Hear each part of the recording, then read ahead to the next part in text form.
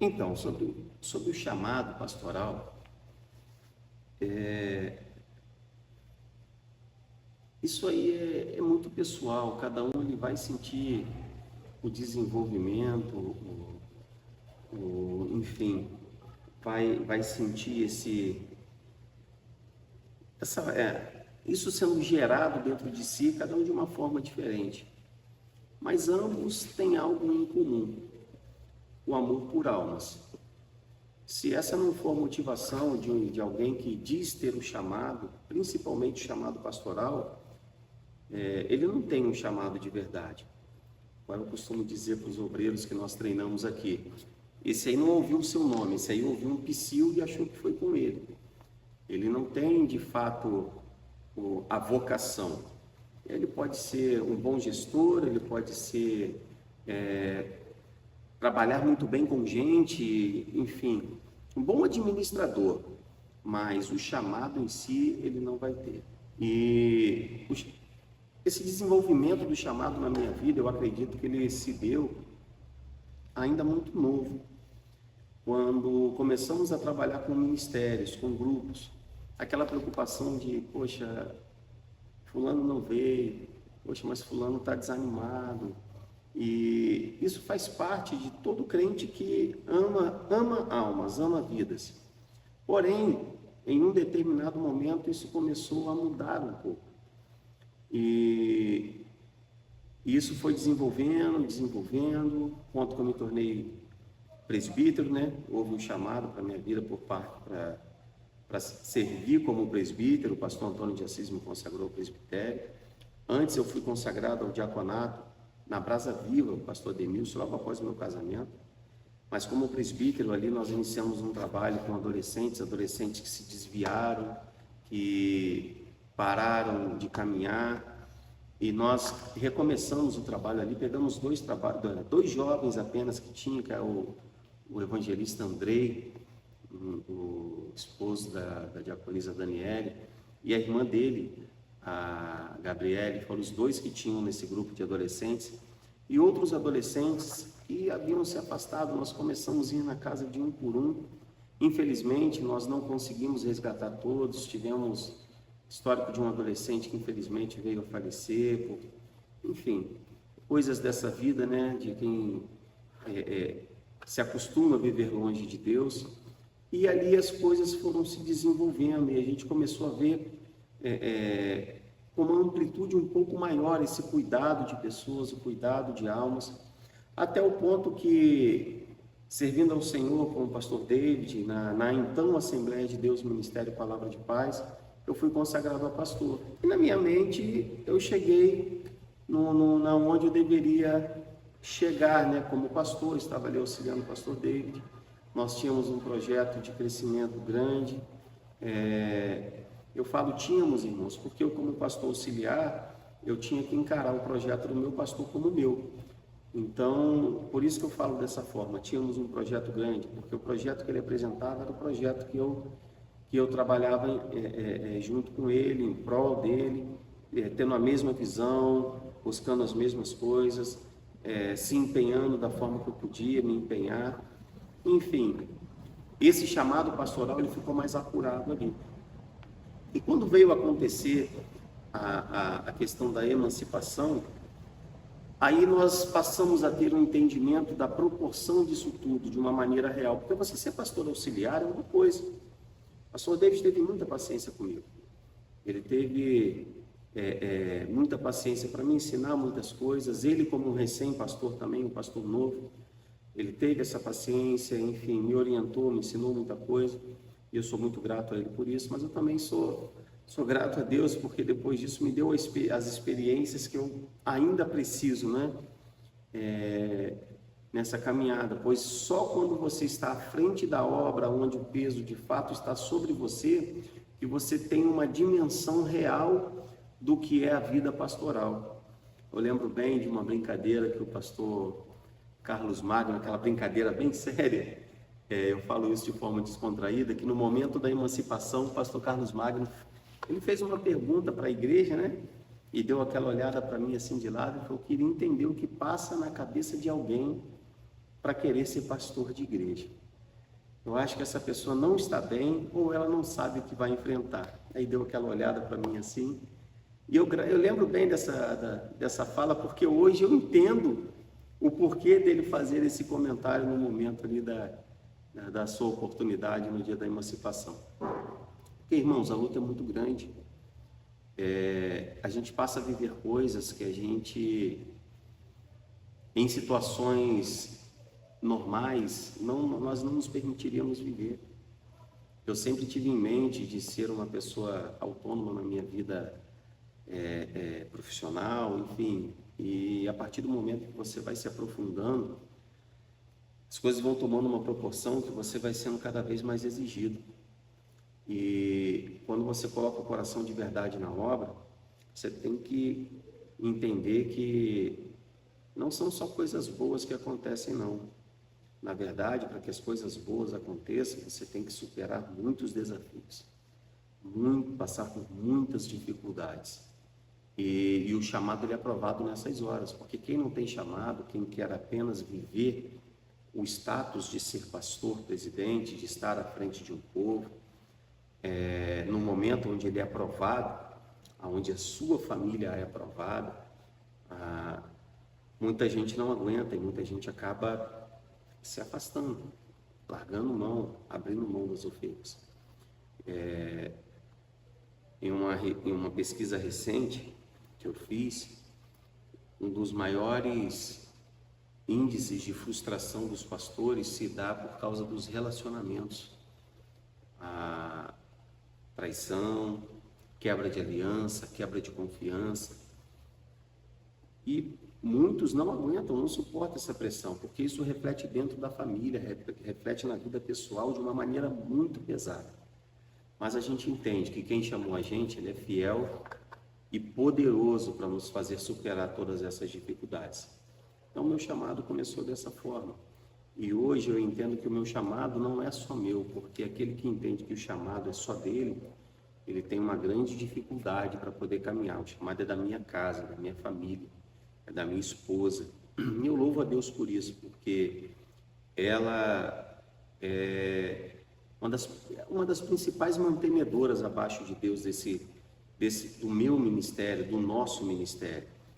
A minha família, que nós estamos lutando, batalhando todos os dias para cumprir o que a palavra diz, de orientar no caminho que deve andar.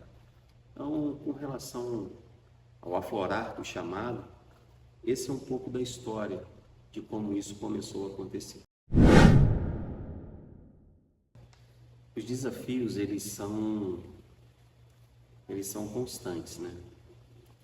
Então, a cada momento você vive um desafio novo, e isso vai dando a dimensão do seu ministério, vai demonstrando aonde o Senhor vai te colocando, aonde Ele quer te colocar no meio em que você está inserido. E eu posso dizer que, com relação a desafios, falando especificamente aqui do ministério, o começo foi bem desafiador, porque enfrentar a opinião pública foi algo bem desafiador. Porque no começo nós enfrentamos situações do tipo, não, são rebeliados. Eu tenho até hoje uma carta do meu antigo pastor presidente, eu guardo essa carta com carinho, dele me dando autorização para iniciar o meu ministério. Quem é rebeliado não tem essa carta. Eu tenho hoje, continuo tendo sobre a minha vida a bênção do pastor Carlos, que inclusive foi o que me deu autonomia na convenção como pastor presidente. E quem inicia o ministério de forma inadequada, não tem isso. Porém, foi um dos momentos mais desafiadores até então, porque nós passávamos por questões de convidar pessoas para poder pregar lá na igreja e os pastores não permitirem. Então, você vai lá para aquela igreja, você vai pregar lá. Muitos diziam, o pastor Juliano é meu amigo, pessoa séria, mas tinha essa questão. E eu não fiquei triste nem chateado com nenhum desses pastores não, porque eu entendo, até que se tenha comprovado que determinado ministério que está nascendo, é um ministério sério, o pastor que ama a sua ovelha, ele tem que cuidar da ovelha. Ele tem que ter o cuidado de saber qual alimento essa ovelha está recebendo, ou do que ela está compartilhando. Então, de forma alguma, eu fiquei chateado com os pastores que na ocasião não permitiram. Hoje eu entendo isso. Hoje eu tenho a mesma preocupação que eles têm e faz parte do processo, mas isso foi um desafio muito grande. Minha esposa e eu, nós choramos muito, muito, muito, porque enfrentar olhares, enfrentar falas, enfrentar comentários que nós sabíamos que não era verdade e, enfim, em alguns e nessas questões ter até como provar que não era verdade, mas muitas das vezes controlar aquele desejo de ir lá, de tirar uma satisfação, mas nós nos posicionamos diante de Deus e falamos com Deus que é Deus quem nos justifica. Seria Deus quem ia mostrar para quem Ele quisesse mostrar o quão sério e o quão forte foi esse chamado dele para as nossas vidas, e por isso nós estávamos ali naquele momento. E por isso nós estamos aqui hoje. Hoje, vencidos esse momento, essa dificuldade, nós enfrentamos outros desafios. Nós pagávamos um aluguel na ocasião de um pouco mais de R$3.000 e o contrato era de 3 anos. E eu orava a Deus, eu pedia à igreja, eu colocava a igreja em oração para que nós não tivéssemos que renovar aquele contrato, pois eu entendia que na minha mente aquele valor que nós pagávamos, se nós colocássemos um pouco a mais, nós pagaríamos a prestação de algo que era da igreja, e a igreja sairia dessa questão do aluguel. E esse eu posso dizer que talvez tenha sido o maior desafio depois deste. Foi quando nós encontramos aqui o espaço que nós estamos, na Avenida Paraíso, número 210, aqui em Laje, próximo à estação de trem. E nós viemos negociar, começar a conversar para negociar este imóvel. E como que você negocia a compra do imóvel sem ter dinheiro? Como que você negocia algo de um valor tão elevado, mais de 300 mil na ocasião, sem praticamente ter nada? Para falar que nós não tínhamos nada, nós tínhamos uma economia na época de R$19.000. Era o que nós tínhamos. Enfim, eu continuava trabalhando, mas começamos a negociar.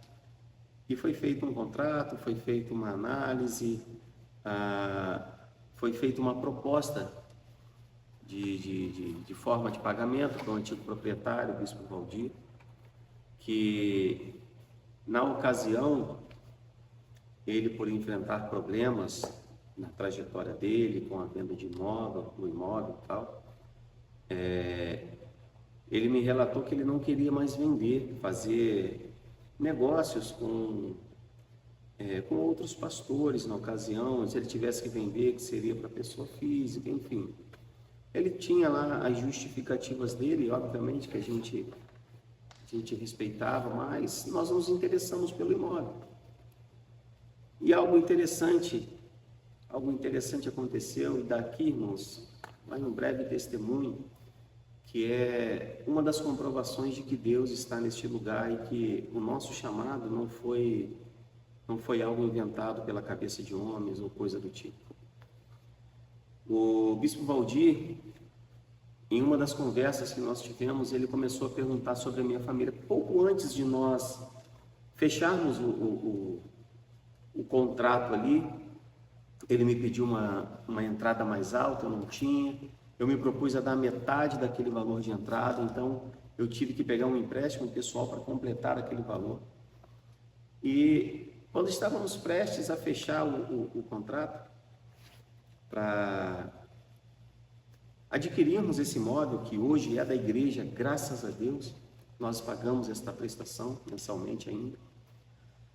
Ele me perguntando sobre a minha família, eu falei quem eram os meus pais, falei sobre os meus tios, que são comerciantes antigos da cidade, e falei E ele me interrompeu e perguntou: você é o que do pastor Nelson?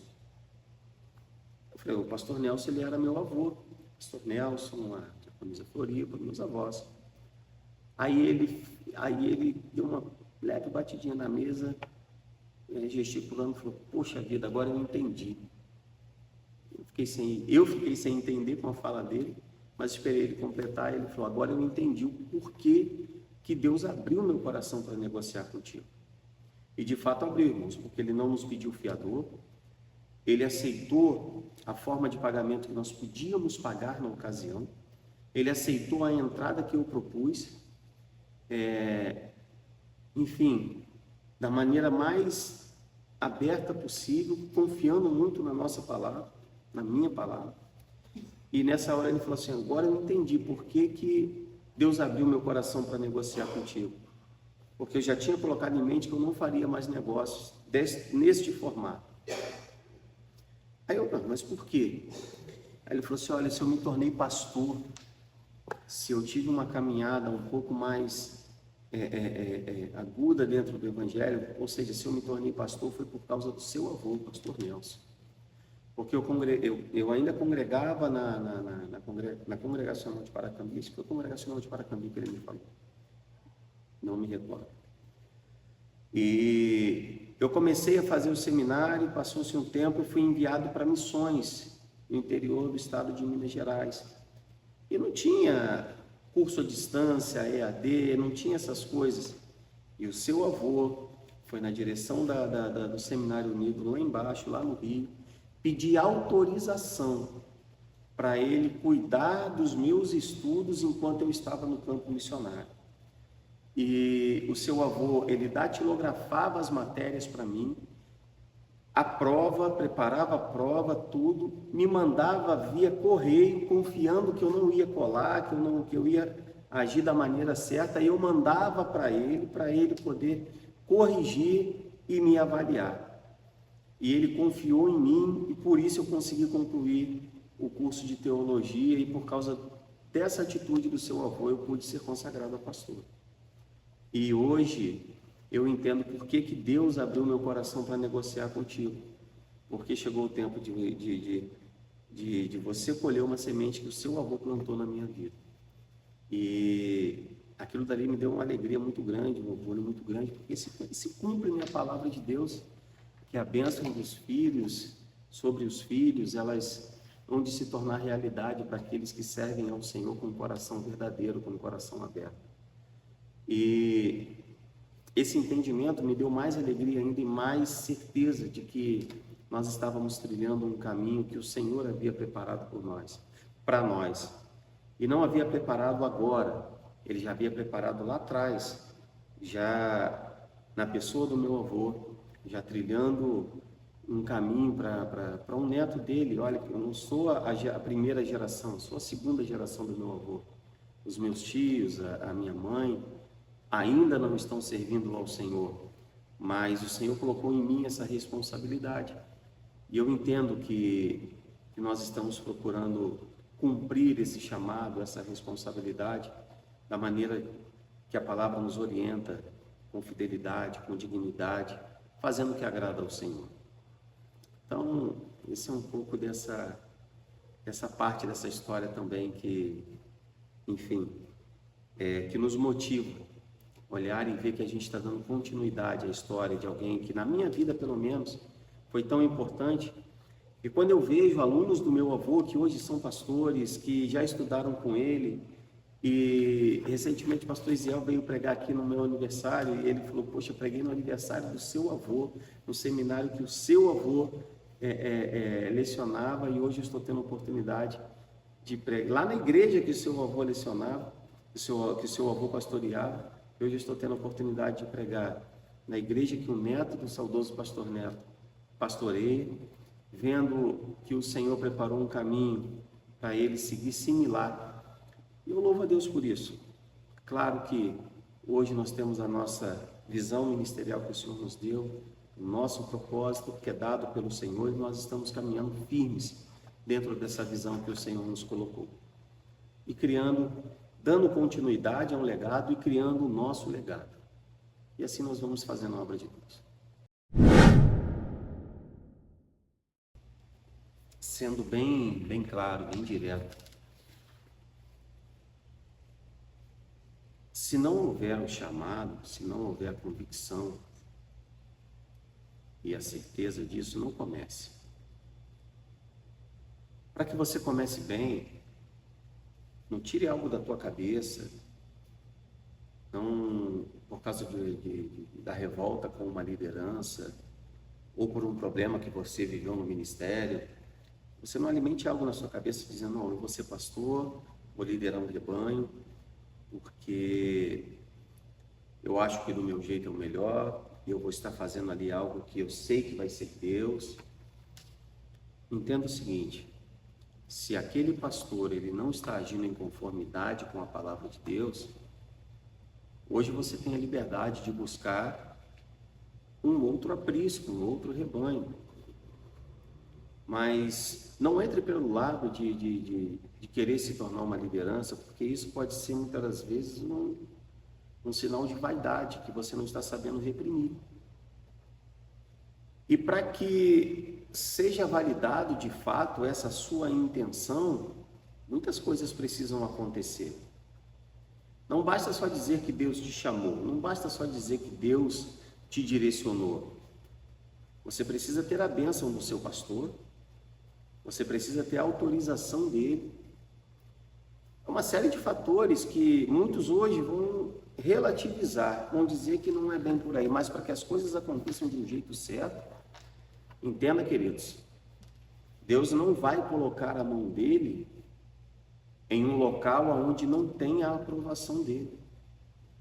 Pode crescer financeiramente, pode ter um bom imóvel, uma boa igreja, uma boa estrutura, ar-condicionado, pode ter muita gente dentro dessa igreja.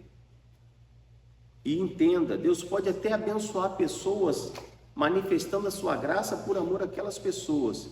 Isso não quer dizer que você tenha a aprovação de Deus. Tem uma frase que eu costumo carregar e dizer para os meus obreiros, para dizer para as ovelhas que o Senhor tem colocado nas nossas mãos, que o sucesso de um ministério, ele não se dá pela quantidade de cadeiras ocupadas nos cultos ao longo da semana. O sucesso de um ministério se dá pela quantidade de almas resgatadas, de famílias restauradas, de vidas transformadas pelo poder de Deus. Esses são os frutos que uma igreja tem que gerar. A partir daí você vai ver a aprovação de Deus. Agora, não confunda boa administração, boa gestão, capacidade de captar recursos com a aprovação de Deus, porque é onde nós vemos muitos líderes de igrejas tidas bem estruturadas, grandes, mas com depressão. Claro que não é o único motivo da depressão, mas muitos enfrentam depressão por isso.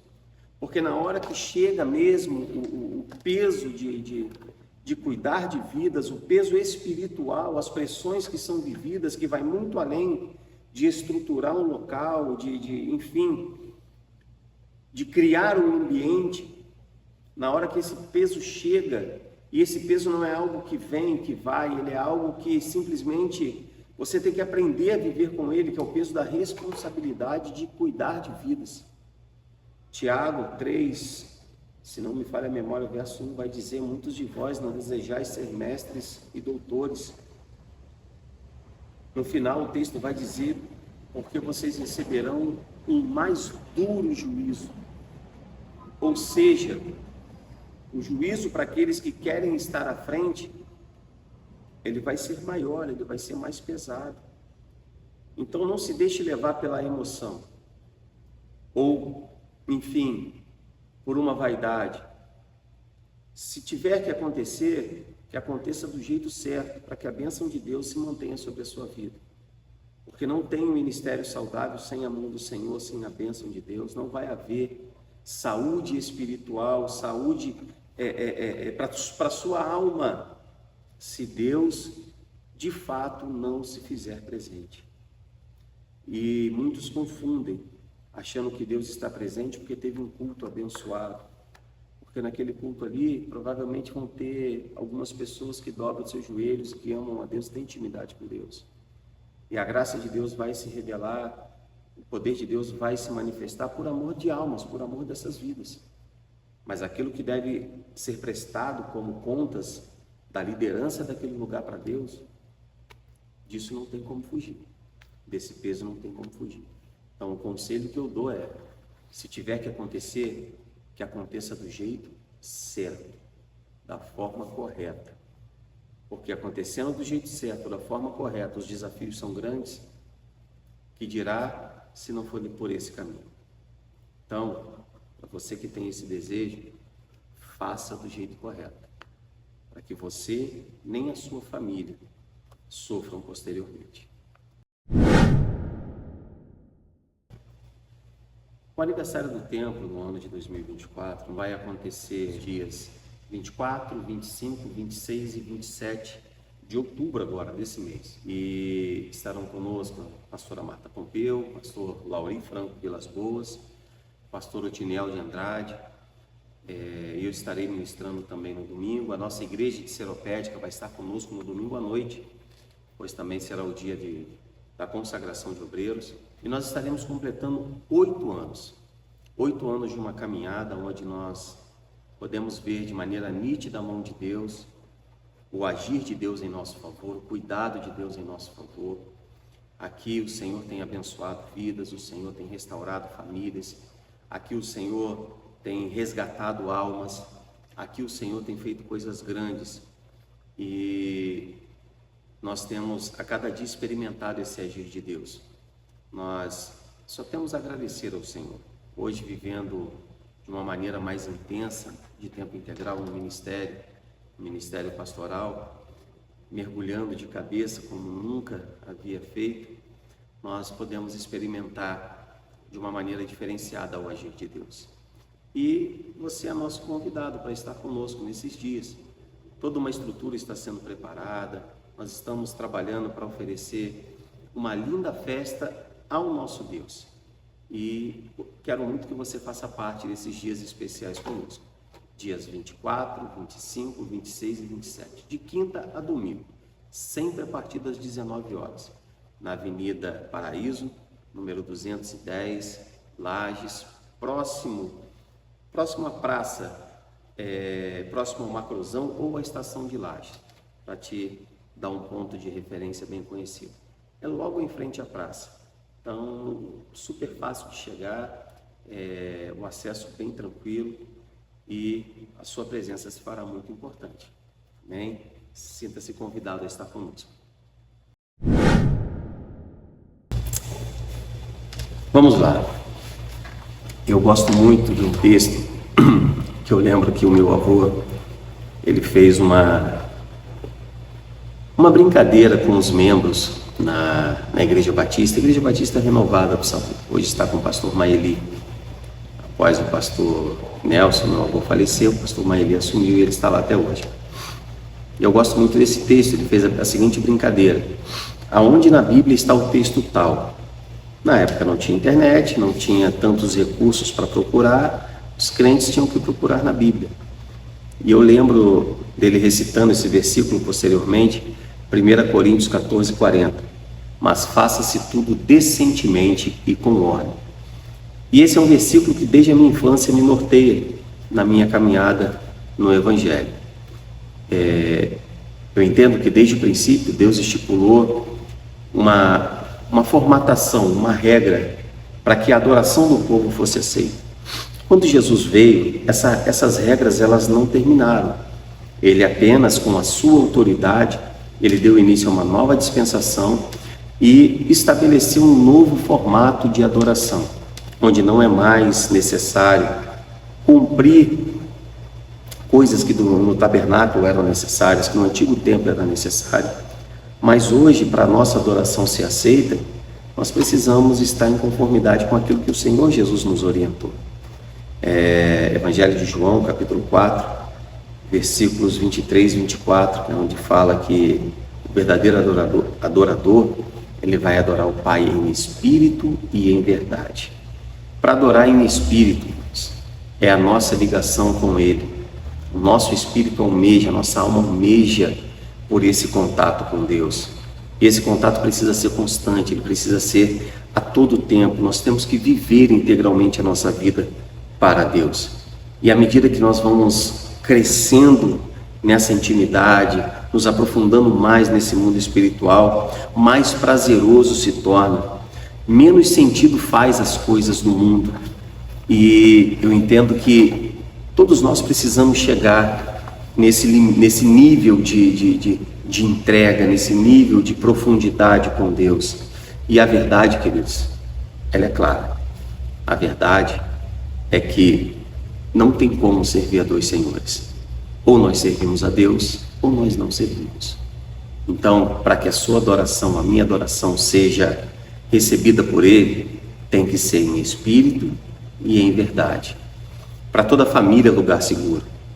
Eu asseguro para vocês que nós vamos continuar servindo a Deus de uma maneira íntegra, sendo fiéis aos preceitos da palavra de Deus, buscando agradar aquele que nos chamou para essa obra.